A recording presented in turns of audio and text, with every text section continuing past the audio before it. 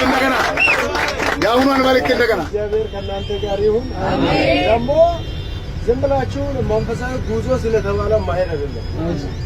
ስንንቀሳቀስ ኤኒ ታይም የምንጸልየው ለሀገራችን ሰላም፣ ለሀገራችን እግዚአብሔር ይህን የወሰደብንን ሰላም እንዲመልሰን። በዚህ ሰዓት ላይ እዚህ አካባቢ ዝናባማ ነበረ፣ አሁን ሲታዩ እየደረቀ ነው።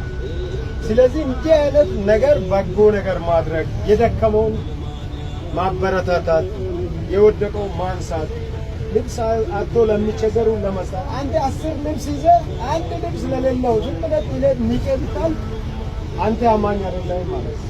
ኢየሱስ ክርስቶስ ምንድነው ያለው? ተርቤ አበላችሁኝ ያለው እሱን ይበላው። የደከሙትን አይተ ዝም ብለህ አልፈሃል ማለት ነው። በምናልፍበት ጎዳና ሸው ማሳያት ሳይሆን ክርስቶስን መስላችሁ እንድትኖሩ ለምናችኋለሁ። መልካም ጉዞ ይሁንላችሁ። እግዚአብሔር ከእናንተ ጋር ይሁን። በሄዳችሁበት ጎዳና ሁሉ ወራጅ ሆናችሁ ተመለሱ።